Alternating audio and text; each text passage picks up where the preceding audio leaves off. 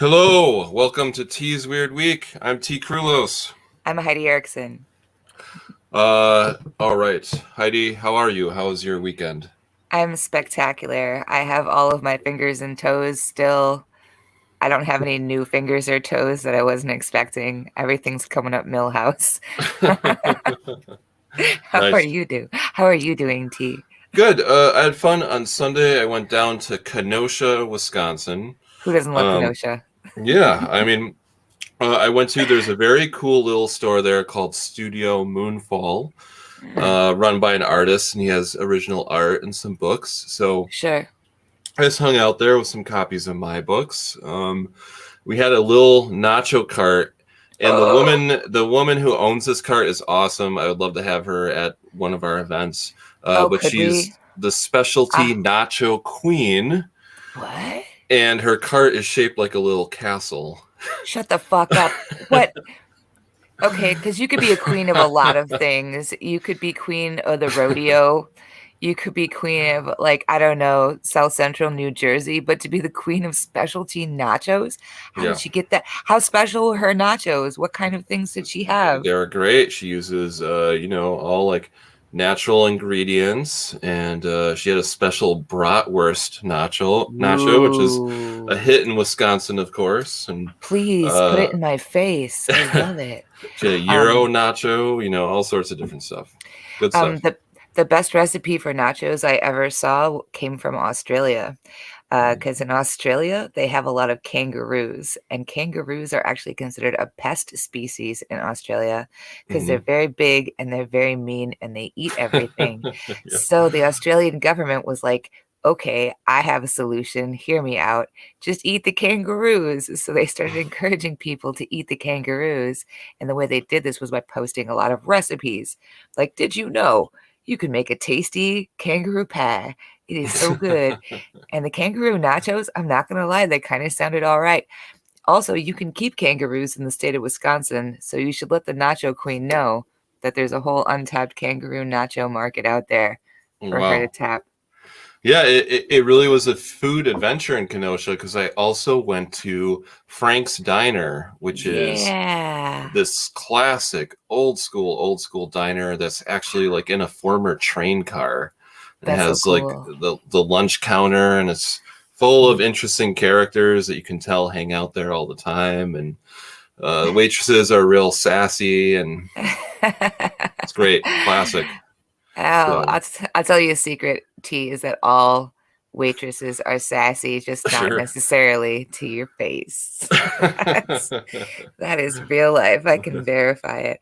Cool beans, man. That sounds like an adventuresome time in Old Kenosha. Ain't Kenosha haunted as hell too? I Oh, heard that one. I'm sure, yeah. Yeah, I heard it Uh, was. it's got kind of an interesting history, because a lot of the Chicago gangsters, if the cops were after them, they would hide Right. out in Kenosha, Sure. because they had crossed over the state line, so the Illinois Yeah. police couldn't chase them. So, and Yeah. there's been UFO sightings in that area too, and all sorts of strange stuff. It seems you kind of get the vibe too. It's a Oh strange yeah. place. It's definitely got that vibe. It seems like the kind of place that you'd want to keep like a small apartment in case you ever had like a nihilistic sort of moment where you just wanted to write the great American novel for a second. But I wouldn't I have friends who live in Kenosha, and the general consensus is that the place is quite odd and not without its rustic charms, like your ye old cafes Yeah, and such. it's very scenic. It's right on the lake, so Yeah. they've got like a lighthouse on the lake. It's very postcard friendly type of scenery. Yeah, I'll go to Kenosha. Who So gives I'll go there. yeah, Like, we should. I made this great connection at Studio Moonfall, very cool place. So we should go back and visit, check yeah, out some of the other stuff around town. They have a there you dinosaur go. museum there too. They have a dinosaur museum? Yeah, it's a small one. It's in an old bank, and it's just like filled with dinosaur skeletons. So Okay. Like you honestly, you had me at like diner. I was already like, ooh, diner. And then you said the nacho thing. I was like, fucking Kenosha, The let's Nacho go. Queen, yeah. The queen of nachos. Well, it's not that far, It's some about 30 minutes away or something, so Yeah, let's do, not yeah. super far. Yeah. Yeah, not like right now, but like at some point we should do that. I'm in. I'm in. So okay, T, what kind of weird stuff do we have to talk about this week? I thought we saw some things. What's Yes. going on? Yeah, some interesting stories that popped up here and there over the week. I love this one, even though it got circulated, but I mean, I guess the climax of the story is 2019, but I hadn't heard of it. So what was happening is Garfield, America's favorite fat cat, Garfield, Yeah. uh, in 1981, Garfield was one of the first cartoons where they merchandised the shit out of that. Yeah, they did. Garfield toys and posters and T-shirts and Yeah. et cetera, et cetera. So in 1981, they made a Garfield phone. Oh man, I And wanted one. I wanted one so oh bad. yeah, I did. I super wanted one, but I didn't get one. But I didn't get one because they all like ended up someplace else. yeah. All right. They had this kind of puzzling mystery for a while, where for 30 years they were finding these Garfield phones washed up on the shore of the Brittany coast in France. That's so cool. And in particular, there is an organization called R. Vitansu, who is a group of litter pickup people that volunteer to clean up the beach. Sure. And they kept encountering various pieces and entire Garfield phones that were washing up on shore. Wow. So they always suspected that there was a shipping container that had fallen off a ship, Right. and was slowly leaking out these Garfield phones. But then in 2019, there was a local farmer named Rene Morvan, and he revealed that he knew where the Garfield phones were coming from. And that when he was a young man in the 80s, he had found that one of these shipping containers had washed into a cave near the shore, but that this cave is very difficult to get to, and that you can only see the shipping container at certain times of the year when it's at low tide. But they went and they investigated, and they couldn't get into the shipping container because it is so treacherous, but they did see the evidence that sure enough, this is where these hundreds of Garfield cats are slowly being swept from the cave out to sea and then back towards the shore. Okay. Okay. Here are my immediate thoughts. I deliberately did not read this article at all because I was like, that's fucking crazy. I can't wait to hear what T has to say about this. And I didn't want to know. I didn't want to spoil the surprise. Here are my immediate thoughts. First of all, that shipping container cave full of Garfield phones, there's definitely an eldritch being that lives inside that shipping container.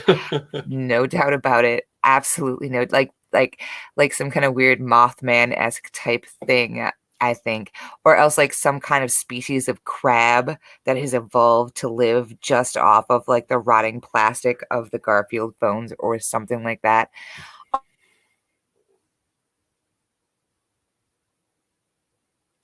Smells so bad. Like, have you ever been somewhere at low tide? It smells just terrible, like cheese and garbage and rotting fish. And I can't imagine like wandering around the coast of France, like in the rustic countryside of France. And then all of a sudden, like you're lost and the tide goes out and like everything smells like garbage.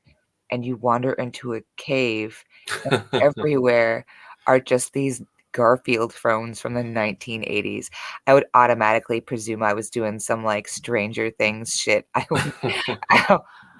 That's creepy. That would be the creepiest thing in the universe. I kind of wish it had happened to me, but wow, that's so cool. But they couldn't get into the shipping container. It was too dangerous. Yeah, it's like wedged in this cave, and you can only even see it at low tide.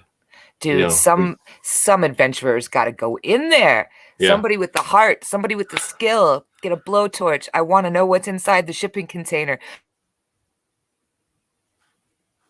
Like in Waterworld, remember the guy that lived inside of the last oil tanker and he was just in a little dinghy, like telling people how much oil was in there? There's just one little old man who lives in there. Just every day he counts the Garfield phones and sends a couple out to sea. That's his whole shtick. That's all he does. He used to be in finance and now he just sits in the Garfield container. Love it. Love it. Hashtag goals. Here's a Fantastic. yeah, it's and there's pictures of it because this group that picks up litter, they've sort of made the Garfield phone the symbol of their group because Sure. they find so many of them, and they also are like, hey, this is kind of a problem that we have is that there's all this plastic shit floating around in the sea. Right. And Right. they've been floating around the sea now since 1981, and they're still washing Right. ashore because they will not decompose at all. So Right. it's Right. it's a little bit sad when you think about how much garbage is dumped into the sea, Yeah. Do you including ever hundreds of Garfield phones. do you ever think about the great what like the Great Pacific Garbage Patch? Yeah, You know right. what that Yeah, is? So shit. like the Great Pacific Garbage Patch is this patch of floating garbage in the middle of the Pacific Ocean that's caused by an ocean gear, which just means like there's a place in the ocean where everything spins around, and it's bigger than the state of Texas. Texas, yeah. Not only is it bigger than the state of Texas, it's not just like a layer of garbage floating on the surface of the water. They think like hundreds of feet deep, depending on like, Yeah. the density of the things that are in it, hundreds of feet deep. And there's like a lot of things that got washed out to sea, like in tsunamis and stuff like that, which is weird. That's how that motorcycle made it across the ocean from Japan. Do you Oh remember yeah, reading yeah. about that a couple of Right, years yeah. ago? The guy Yeah. lost a motorcycle in that tsunami that happened in Japan, and 5 years later, it washed up on the shore in California because the ocean is very strong and it does what it wants, and everything that we have is garbage. It Yeah. doesn't care about us at all. Like earlier this week, there was a woman in Alaska birthday, and so they got one of those giant 10-foot inflatable like flamingo floats and took their two little dogs and got on the thing and just got some snacks and we're like, we're just gonna float around in Alaska water, which must be so cold. God, that must be so cold. I Yeah. respect people. I respect people who are like, we're just gonna like climb into the northern Pacific Ocean in this floaty. And they were totally cool 1 second, and the next second, like the ocean just grabbed him and drug him out to sea. And they Yeah. thought they were gonna die on this fucking floaty with these two little ugly dogs, and that was gonna be the last anybody ever heard of them. Fortunately, they got hung up on some rocks, and the Coast Guard came in, and it was too dangerous to come and get them in the boat too, so they had to helicopter rescue them off of this stupid flamingo float. Oh man, oh, I wish I had seen it. Like, so it turned out okay. They're like, we got the flamingo in sight here. Fantastic. My 30th birthday party wasn't nearly that entertaining. Not at all. They saved those ugly dogs too. Good for them. If they had ended up stuck out there, like once those snacks ran out, those dogs wouldn't have stood a chance. It was really the dogs that got lucky. Oh no. Oh no. Yeah, sorry. That's the law of the jungle, man. Dogs first. Sorry. Birthday girls last. Well, let's keep the nautical theme going here. This is our third tale from the sea Yeah. this week. Everyone was talking about this. It was all over the news. Michael Packard is one of the few practitioners of the lost art of lobster diving. Oh, So right. he was lobster diving off Cape Cod in Massachusetts when everything went black, and that is because he was swallowed by a humpback whale. Yeah. Yeah. And they said he struggled around and then like the whale spit, because like humpback whales don't actually eat people. They don't Right. eat any animals. They're the filter feeders. They eat the little krill or whatever, those little guys.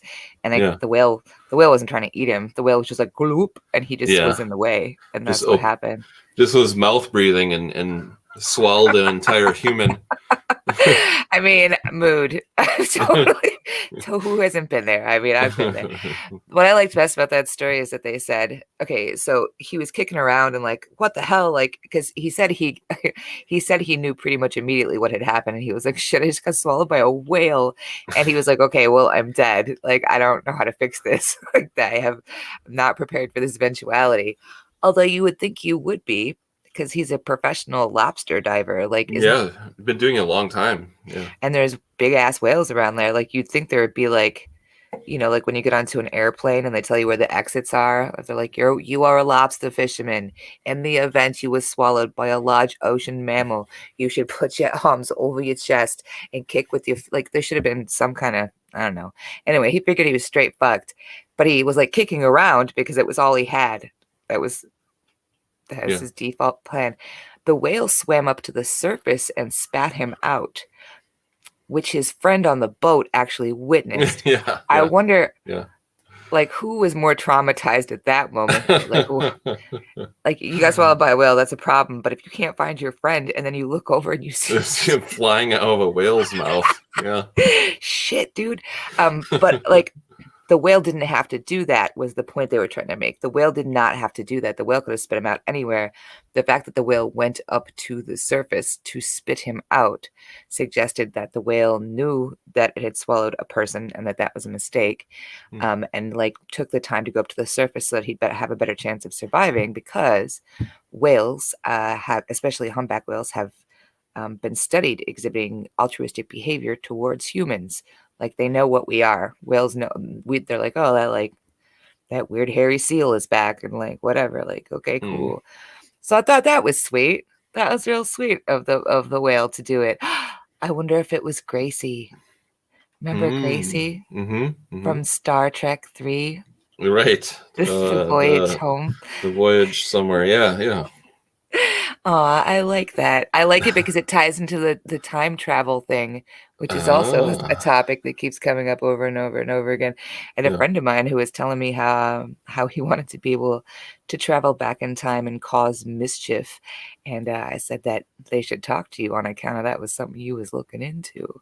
Yeah. Fascinated by that. Yeah. And actually for this week, I interviewed Nick Redfern about his book, and he has a book that's coming out in September, which is about time travel as well. Different theories about it and stuff.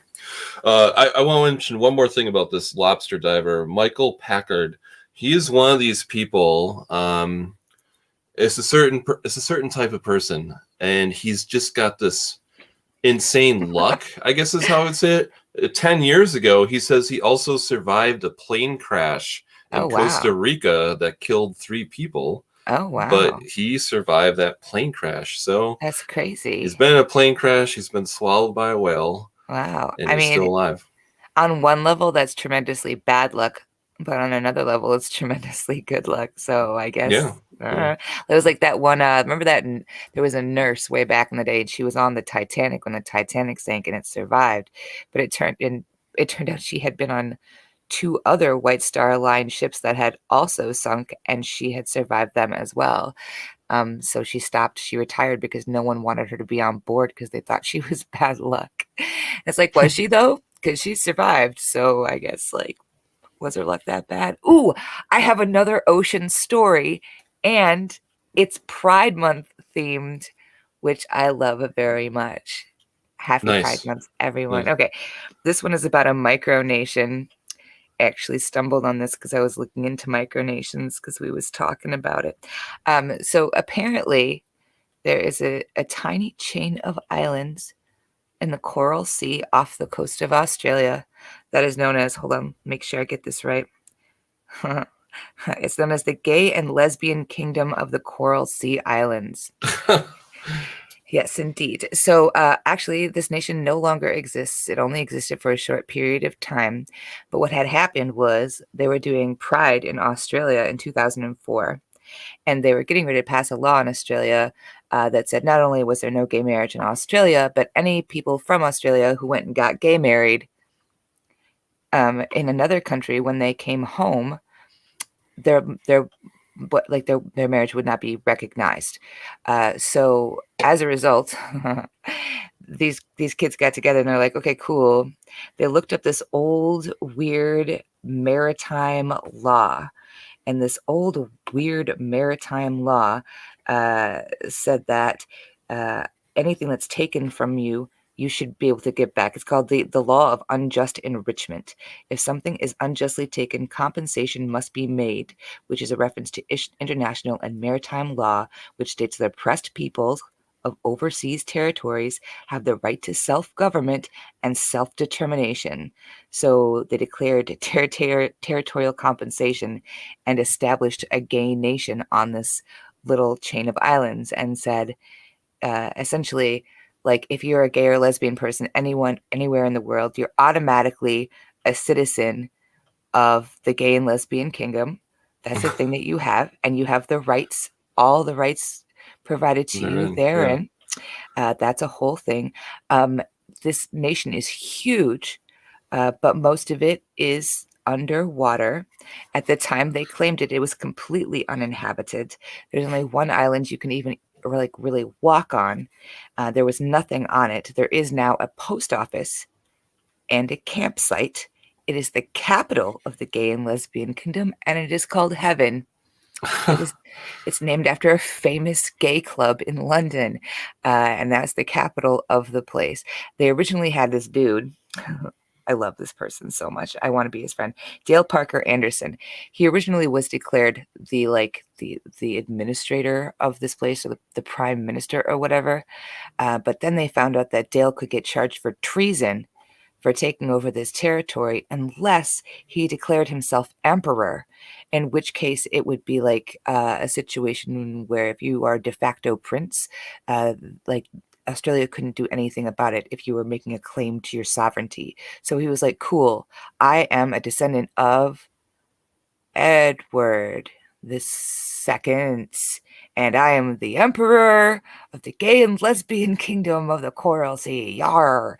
And lo and behold, that's what it fucking was. They refused to recognize this nation, Australia did. And so in response, the gay and lesbian kingdom declared war on Australia. They are at war with Australia for 12 years. They were at war with Australia. They actually dissolved the country, let's see, on the 17th of November in 2017, which was the day that Australia officially recognized same-sex marriage. So once they had done that, they were like, okay, Right. done. We're good. We're totally Yeah. fine. But you can still go there. You can go camping in Heaven. You can post a letter from the post office. It's a whole thing. That's awesome. I Very love that cool. story. We'll have to put it on the bucket list. I think it's a good idea. Also, Yeah. I don't know what Dale is up to these days. Like, where do you go from emperor? Right. Everything after that's kind of a letdown. Right, exactly. It's not like he's going to go work at the record store up the street or something. I don't know what he's doing. Anyway, he was the emperor, and like his mom's real proud of him. That's all that matters. That's awesome. Yeah. Okay. Here's a perennial group of people that we talk about on the show, and these are the followers of Q. Yes. They're still out there. They What still have some what interesting ideas. are the Q-tips up to? Oh, this was a hilarious. What's really gold to watch is like, not necessarily like Congress hearings, but like, community meetings where people have an open mic, kind of. Absolutely. And so this happened June 8th at a hearing at the Ohio House, the Ohio State House. Sure. And they had some people that were upset about the COVID vaccine. One of them was Dr. Sherry Tenpenny. Wait. A very, very interesting name.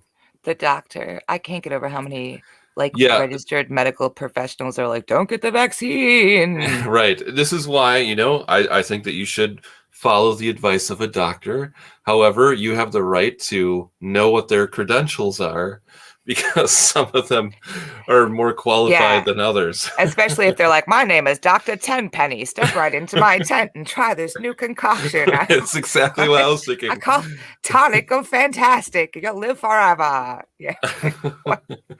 Okay, what did Dr. Here's Shane. Shane is joining us. He says, "Oh Oh, hi, God, Shane. her.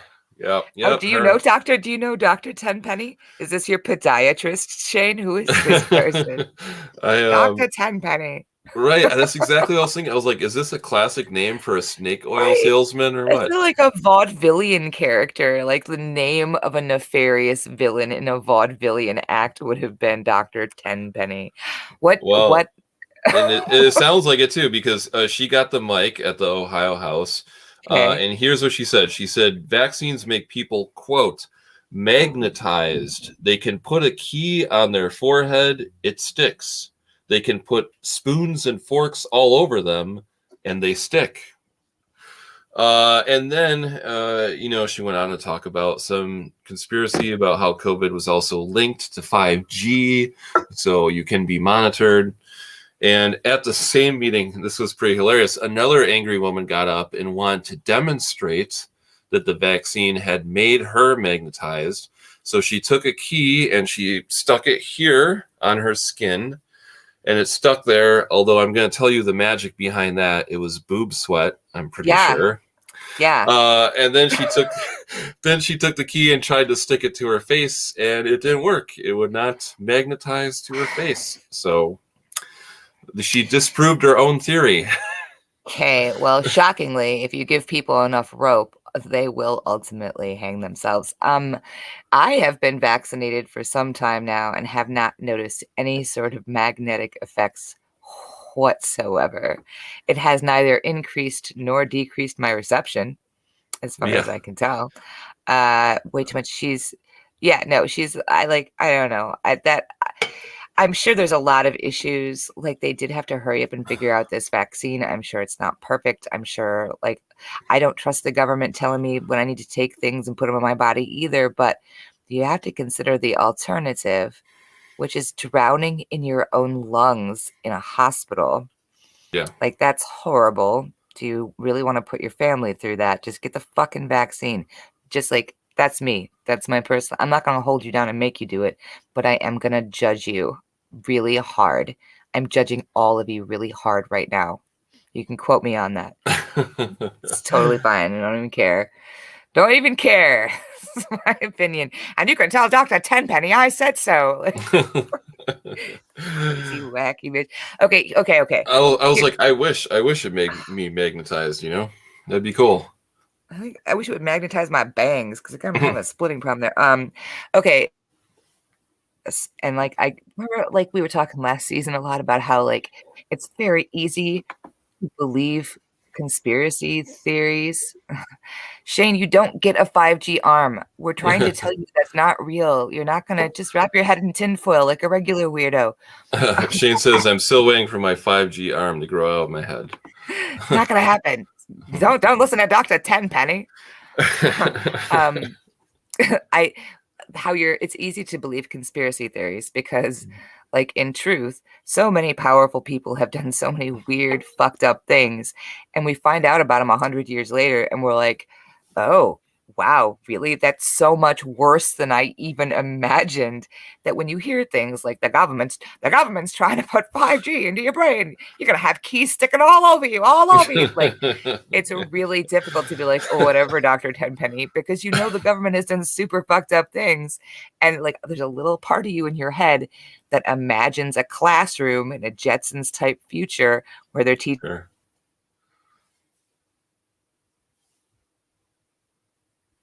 About it's possible. It's very, very, very possible. One of the stories that I read this week was about how most of the honey in the United States is mildly radioactive. Okay, that's totally fine. It is okay, so I don't know if you know this, but every country in the world had to have a nuclear bomb, And when we were dumb monkeys all of 60 years ago, which is not a long time, we tested these nuclear weapons all over the place. We tested, like, humanity, America specifically, tested dozens and dozens and dozens of just like high yield nuclear weapons. Yeah. We tested them over parts of the ocean. We tested them over the desert, famously over the desert, but we tested them in all kinds of places because we didn't know what fallout was.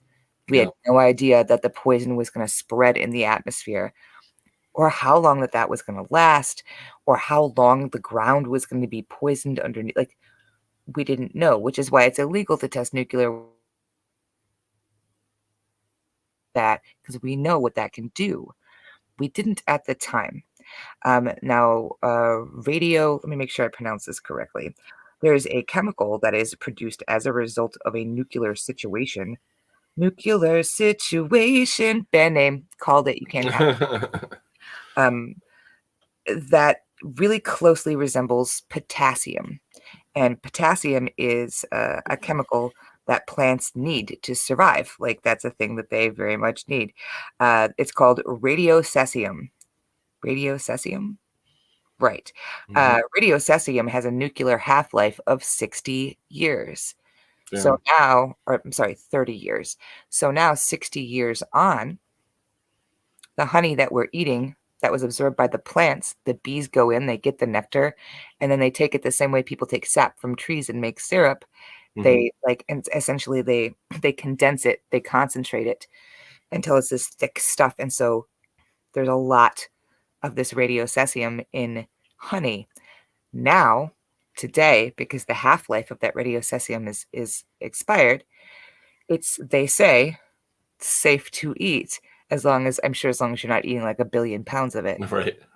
But I don't know about you, but I definitely had honey 30 years ago. I definitely remember my mom making me peanut butter and honey sandwiches. Yeah. I definitely remember having honey in tea, and just like in general, I don't know, whatever. I ate honey for sure, and so did you, and so did your parents. And so for years, and we've known for years, that radiocesium was one of the chemicals that existed because of this nuclear fallout, that it was probably very widespread because of all of the nuclear testing that we did and the way that nuclear fallout like drifts on the wind and is carried by the trade winds and gets into the water table. We also knew that radiocesium was very close to potassium, and I guess nobody ever put 2 and 2 together. Allegedly, they a random experiment that some grad students did when they came back from spring break, where they were like, bring us samples of the local food from every place you go on vacation for spring break, and we're going to test them for radiocesium. They were trying to make a point about how nuclear fallout sticks around and how it spreads. And they tested this honey from the southeast, and it had radiation concentrations 100 times higher than anything else they tested. But like, they just now figured that out. Yeah. That's weird. Yeah, it's so crazy. Shane is glad that you brought up the honey and peanut butter sandwiches. They're so good. They're super good. You know what the best way to do that is, Shane? Fluffernutter style. You make a pudgy pie. Peanut butter and honey pudgy pie.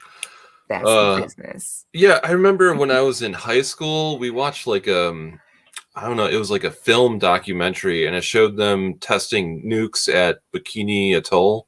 Yeah. And they had no idea what they were doing. They showed footage of like guys in the army that were walking around without any like radiation protection, and like a bunch of those guys ended up dying because they didn't understand that, you know, it was something that you didn't want to mess around with. Oh, yeah, where? Here's Molly. Is also a fan of peanut butter and honey sandwiches. Well, guess what? Her mom had bananas. Yeah. That sounds delightful, Molly. I think you should know, though, that like the rest of us, we were eating glow-in-the-dark sandwiches. Delicious. Delicious. but definitely radioactive. That was a real thing that we ate. I wonder if the bananas had radiocesium in it too. Bananas are funny little fruit. Probably. I don't Yeah. know. I mean, like, think about all the things. Okay, like I remember after Fukushima happened. As Fukushima happened, this like there was a tsunami and this nuclear reactor melted down at this nuclear plant in Japan, and a lot of the like it leaked out because it was earthquakes and tsunami type stuff, and because it cracked and it took them a long time to like get it under control because it was a very dangerous thing to do. Hmm. So they evacuated all the area around Fukushima. And then like 3 years later, they were like, it's cool. Like you guys can go back and like the farmers can go back and you can eat the food there. You can totally eat the food there. And I remember watching video footage of a farmer from Fukushima who brought in a wheelbarrow full of radishes that he had grown in a field next to Fukushima. And he like dumped them on these like government officials and were like, you eat them. Like, I dare you to eat these radishes. Put these radishes in your face and eat them. Because like, yeah, like you could eat the radishes from Fukushima, but what kind of fucking idiot would do that? Like who's gonna look at some dude like behind a glass screen who's never even gonna set foot in Fukushima, like who's gonna be like, yeah. No, it's fine. You can eat the radishes. Like this is why people like don't trust the government because they do shit like that and tell you to eat the Fukushima radishes. In the meantime, we're eating glow in the dark pudgy pies. That's not cool. Very upset about it. Very upset about it. That's what's happening though. Yeah. Yeah, well, I wonder about like other things too, because if that's what they're saying is that all of this radioactive material it concentrates in plants because the plants don't know it's not stuff that they need.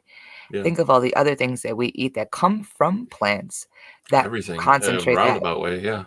Yeah, like especially animal products like milk and cheese, which is also going to concentrate all of those things.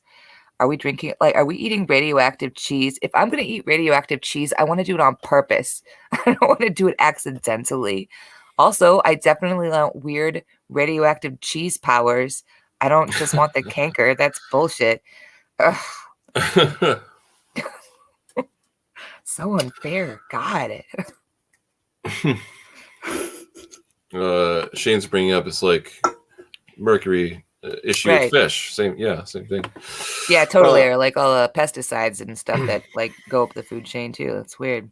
I still don't think I'm gonna get 5G reception from my peanut butter and honey sandwiches, though. I don't think it's gonna make it so like keys stick to my forehead. That's not real.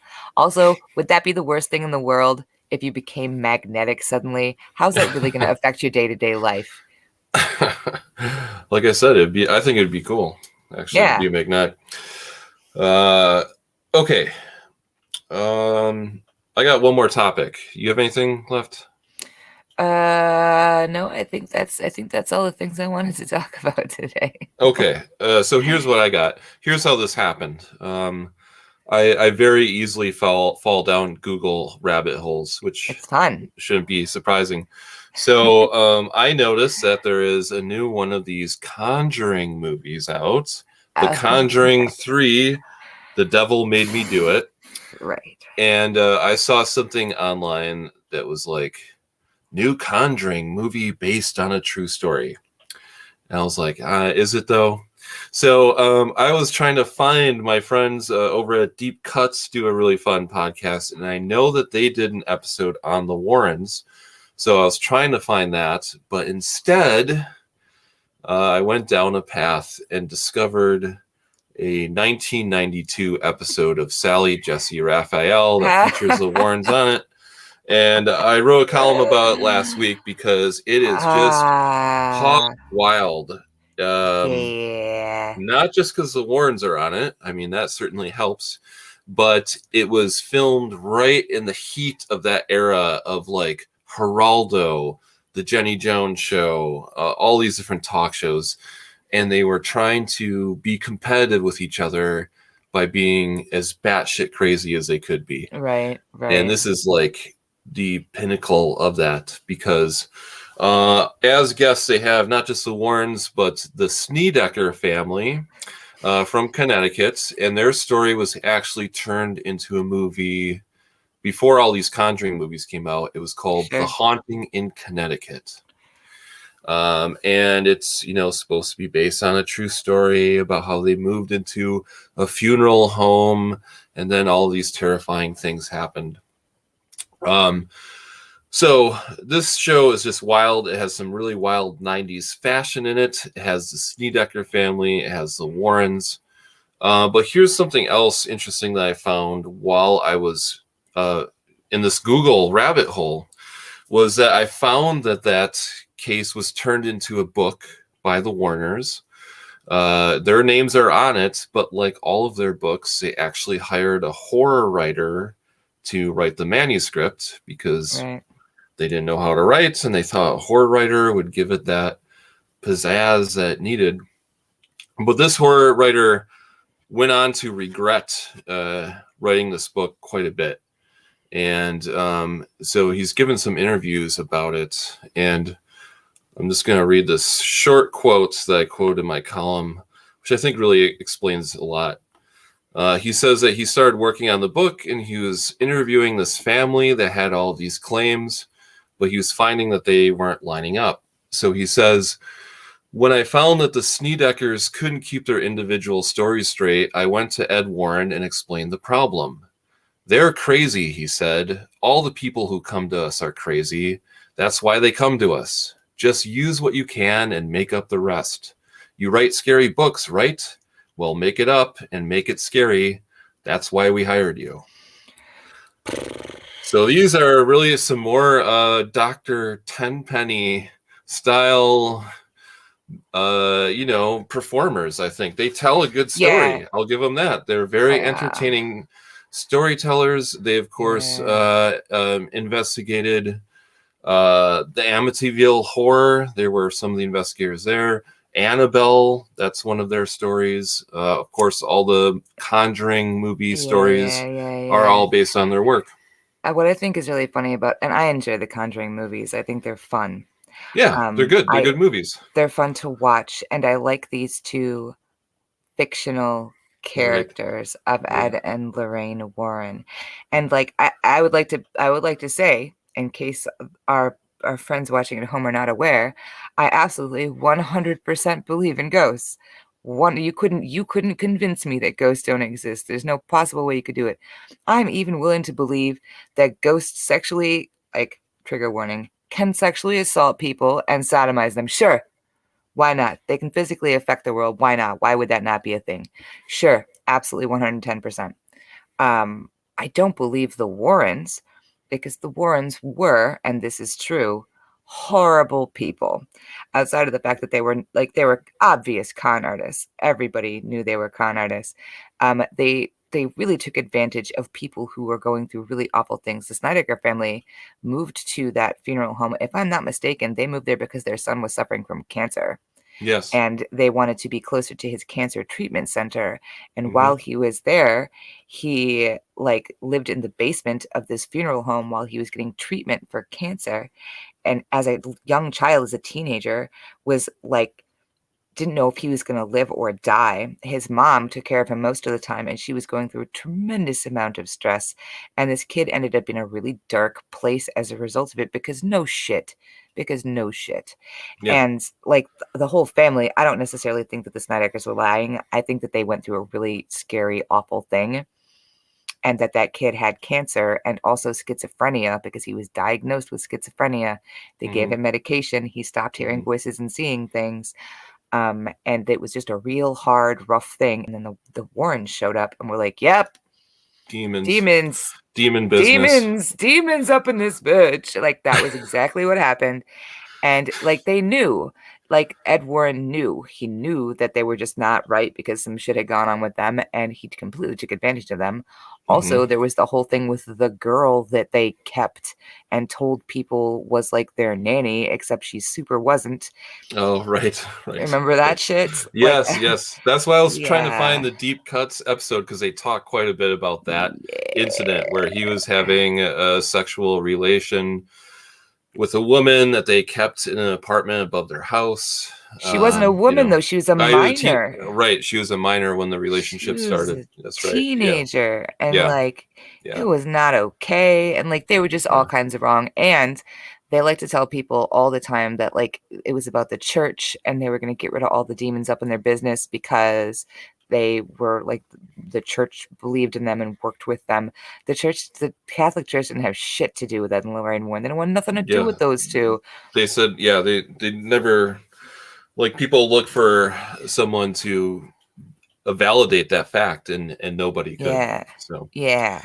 And it's sad because it like there's people who really like you can be in situations when like you think you're losing your goddamn mind and you don't know what's going on. And it's people like Ed and Lorraine Warren who make it very difficult for people in that position to get any actual help from anybody because you're always going to sound like you're just somebody who has no contact with reality.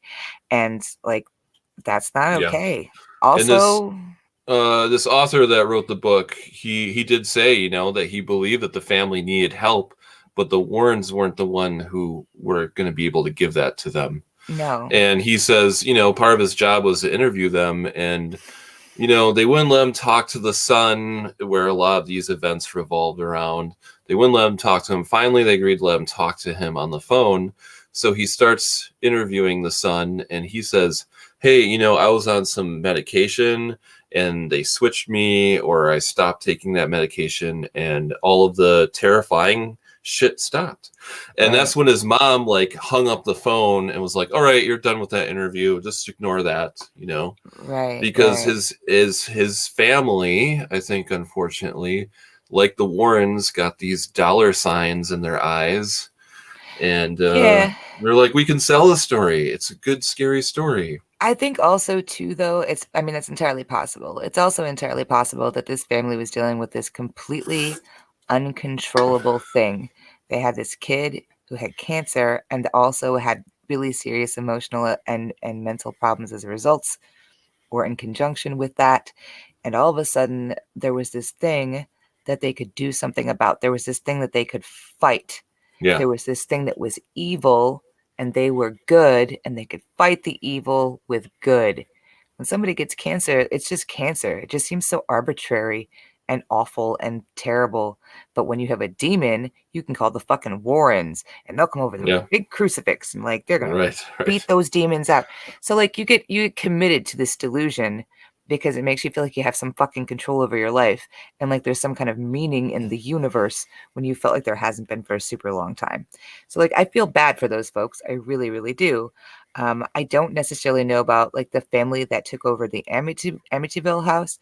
I'm not sure how much of that I believe. It seems really odd that they would move their family into a place where like a bunch of people had been murdered less than a year prior if they didn't have and then move out in less than a month. That seems suspicious to me. I kind of feel like they were fishing for notoriety and yeah, dollar bills. But yeah, like the Sendeckers, that was just a fucking sad story that Ed and Lorraine Warren took advantage of because they yeah, sucked. And now yeah. they're dead, and I'm glad. Oh, jeez, tell us how you really feel. Uh, but yeah, you're right. It was like someone running a cotton scam. Like they would Yeah, find a story. They're like, okay, this seems juicy. We can have someone ghostwrite a book for us, and then yeah, hopefully that'll get turned into a movie, or will lead to a lot of like paid media appearances that we can do. It was like a business, they ran it like a business, yeah, like they were trying to create product. yeah. I will say this. If you are in a position where you feel like you are being assaulted by spirits and that's a thing that is happening to you, do not call anyone who offers to sell your story to the tabloids or charge you for that. Leave if you can leave. I would get out of the place. I would definitely go and see a really real doctor. Not because it's made up in your head, but because if you have like any sort of mental or emotional wellness struggles, and there's definitely something creepy and otherworldly going on in your life, it's going to impact that. And you want to have your head on your shoulders when you're dealing with scary stuff. And then I would do everything that you can to make everything in your life organized and clean and fresh and new. And then if you're still having problems, just find some black mold in the basement and tell your insurance company, because it's impossible to get black mold out of a house. So if you have black mold in your house, 9 times out of 10, your insurance company will just pay you the value of the house, and rather than trying to take the black mold out because you can never get rid of it, and you can just go. Consider that. Well, Heidi, that's good advice. Here's my advice if this is happening to you. You should immediately take your entire family onto the Sally Jesse Raphael show. Yeah. And bring and ask them to bring a bunch of neighbors that don't like you so they can make fun of you in front of the whole world. I was like, how did this show happen? This is so crazy. There's a scene where Sally Jesse Raphael is like, okay, I want us to visualize this better. So we actually brought a bed into the studio. What what happened with that? I didn't watch the video because I couldn't. What did he do on the bed? I don't understand. Nothing. She just had the Snedeker parents sit in the bed, and they played some creepy music, and then they asked them to explain how they had been sexually assaulted in a similar bed in their own home. The 90s were horrible. I was like, horrible.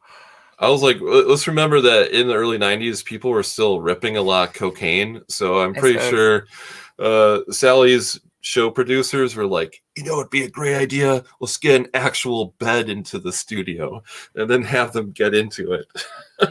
I don't know, dude. Like, what the fuck? What the hell is going on?